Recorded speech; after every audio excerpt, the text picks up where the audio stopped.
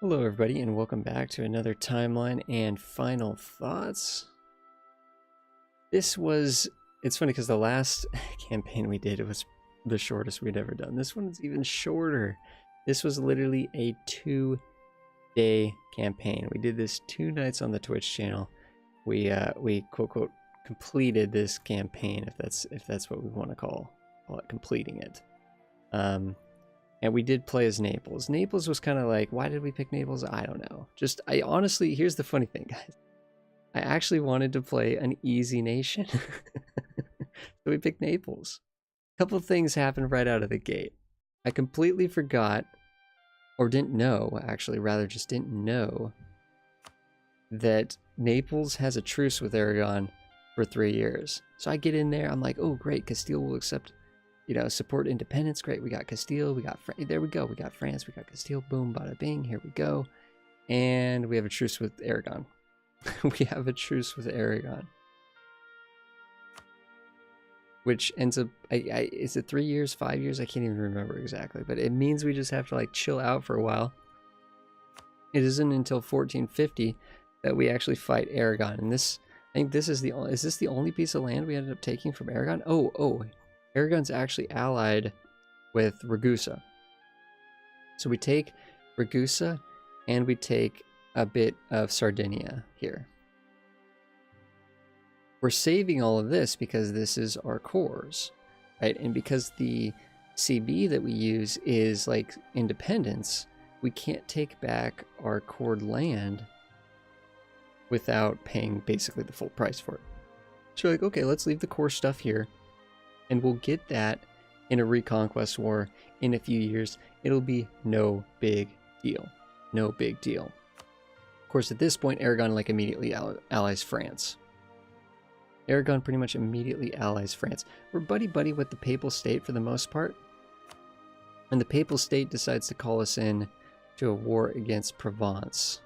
I don't think we're going to see anything here because the cool thing was, we of course wanted this Provence land as well. We do have, with this bit of Sardinia here, we can actually get a claim on this province here.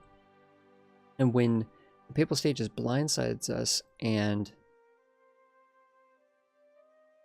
actually it's already okay, a couple things have already happened here.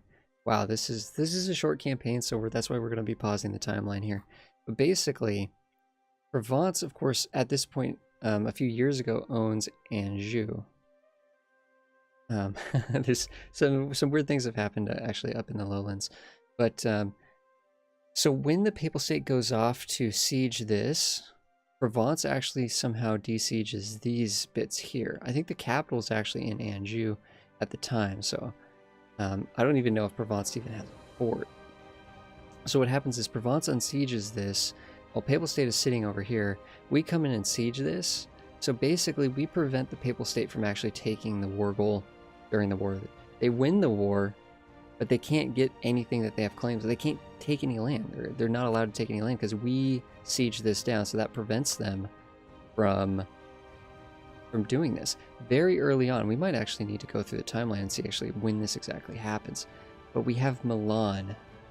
I kid you not, the Burgundian inheritance fires like insanely fast, and Milan is the one that that grabs Poland and Brabant and Flanders and all this stuff here, which is crazy. Because now Milan, of course, being an Italian nation, allying a lot of these little people over here is now going to be a huge roadblock against us, because this is sort of inflating their economy a little bit, and also inflating their just their force limit and such. As you can see, we haven't really done anything. We haven't taken this back because, again, Aragon is allied to France. No one's willing to help us out. I think we have Hungary and we have France too. I think we have France, Hungary, and Papal State at this point. Papal State. Another thing that's tricky is that, of course, the Shadow Kingdom doesn't take effect until 1490. So all of these nations here are part of the HRE, or in massive trade leagues, or both. Except for Venice. Venice is not. We end up coming up here and snagging an opportunity to grab bits of Bosnia. So we do grab some bits of Bosnia here. And here we're thinking, hey, let's do something weird. Let's go Orthodox. Let's go Orthodox. And there's so many interesting little things that happen in such a short amount of time. Okay, we end up calling in the Papal State. I don't even know if we called in the Papal State, but we end up going to war with Provence ourselves and taking these 2 bits for ourselves. So I was really happy about that. But as you can see, we're kind of static here. Not much is going on. We've taken a little bit from Bosnia. We've taken Ragusa. We've taken a bit on Sardinia. We've taken a bit of Provence. But nothing's really progressing here. We definitely are eyeballing Venice. Venice is not a part of the HRE. We can attack Venice. I think what happens is Hungary calls us into a war against Venice that we don't want to fight. But, you know, we kind of want Hungary as an alliance. We end up going into a war against Venice ourselves and able to take proper Venice here. Venice is getting eaten up, but I think we're going to take a couple more little bobs from them. The Ottomans, though, the Ottomans. But one of the issues was the Ottomans actually were continually threatening us. Or warning us, sorry. They were warning us. We couldn't attack Bosnia here, because if we attacked Bosnia or Serbia when they were still alive, Ottomans would have attacked. I don't even know if we can attack Venice because the Ottomans would attack us. So our ability to expand is incredibly limited. We can't attack Genoa because the Ottomans, because of the Genoan land up here, the Ottomans would attack us. So our options for expansion were limited, very limited. The Shadow Kingdom does happen, but at this point we have Florence allied to Aragon, and we're thinking to ourselves, hey, that's not too bad, but Aragon is still allied to France. So we can't attack Aragon directly to do the Reconquest War. Florence, if we attack Florence, they're allied to, I think Austria and Aragon or something like that. We can't get our allies in there. I think at some point we also flip from... No, we keep France. But yeah, we ended up flipping from Castile to France pretty early here. This entire thing was just crazy. It was just so... This entire campaign was pretty nonsensical, to be completely honest.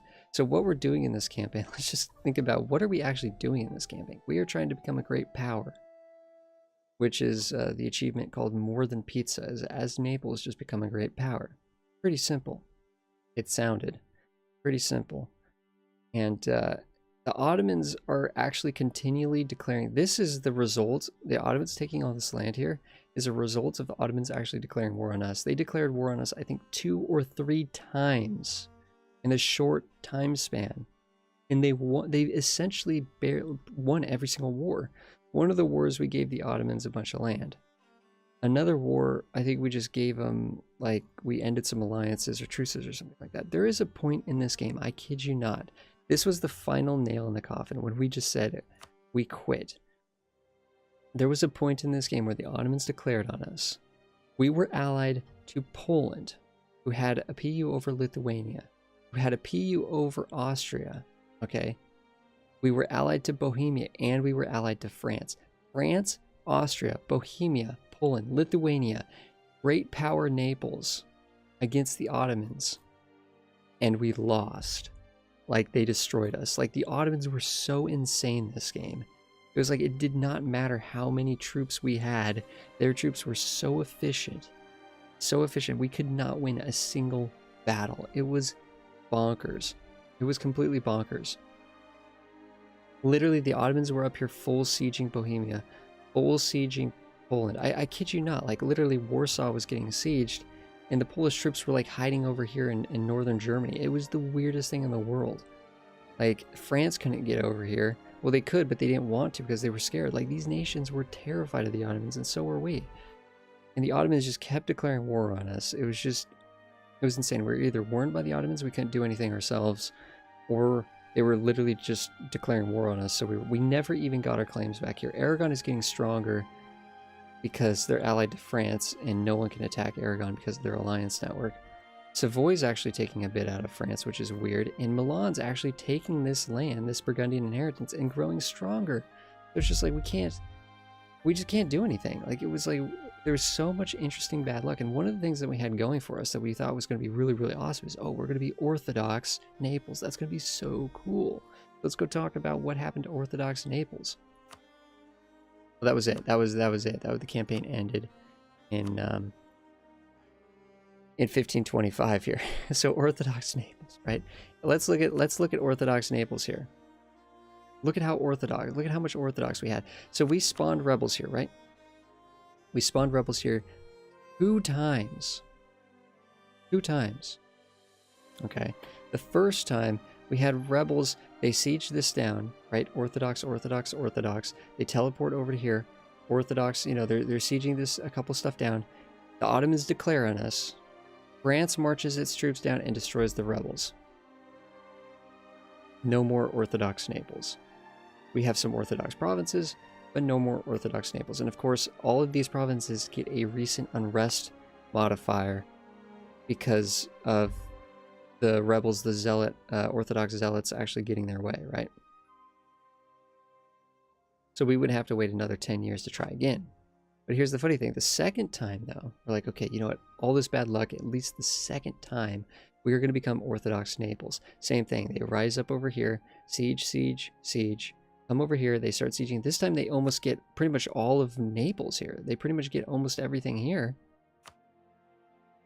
And they despawn themselves. They enforce, quote, quote, enforce their demands. Which I don't even know what those were at some point because we're not Orthodox. They did not take enough of our land. I think literally if we go to the ledger here, and I'm going to have to...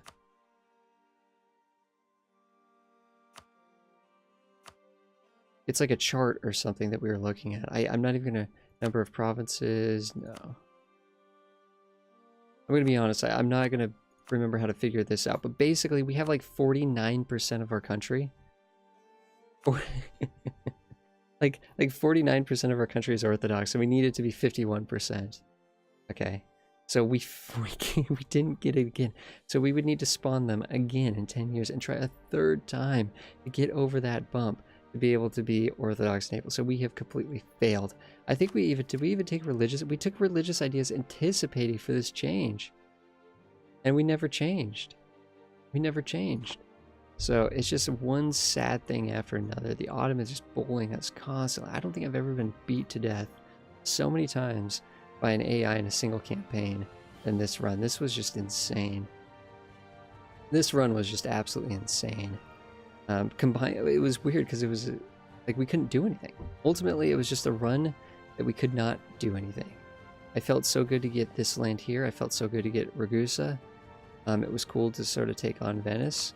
But Venice was just a consequence of not being able to do anything else. Eventually we had to turn on the Pope, of course, because we were going to go Orthodox. And we wanted to get this land before Florence took it. Florence ended up taking the majority of it. So, what a rough campaign. But regardless, we're not even a great power right now. Milano's taken it back. But for a moment there, for a brief moment, we were the 8th great power in the world. We got the achievement and we're like, boom, we're done. Boom, we're done. We did it. We are more than just pizza. We are a punching bag for the Ottomans. So thank you so much, everybody, for watching another Final Thoughts. This was, wow, this was a humbling moment. Wow, we just got absolutely battered as Naples, which, if you think about it, Naples is the highest development nation in the Italian area, I believe, not counting Venice. So, and they have cores here, which they're supposed to take. Did we actually take Malta? At some point we got Malta, but we didn't get any of Sicily. Like, heck, let's just see what happens if we just declare on... Heck, this is some of the best numbers I've ever seen in my life. France won't join? This is literally because the Ottomans just beat up France. This is the best I've ever seen. Opportunity to attack. We take Bohemian. Heck, I don't remember seeing this option when we decided to quit. That's our moment right here. We attack Naples, Aragon right now. This is our moment, but it's too late. We have failed. It's weird. It's a combination of, like, we have succeeded and we have also failed. We are more than pizza, but we are also a disappointment to every Italian nation. So, thank you so much, everybody, for watching another Final Thoughts, and I will see you guys in the next one. We are working on African power. We're playing Congo, and we are trying to take over all of Africa. That is the next campaign that is going down, and we will have Final Thoughts up for that when that is concluded. Thank you so much, everybody. I will see you guys in the next one.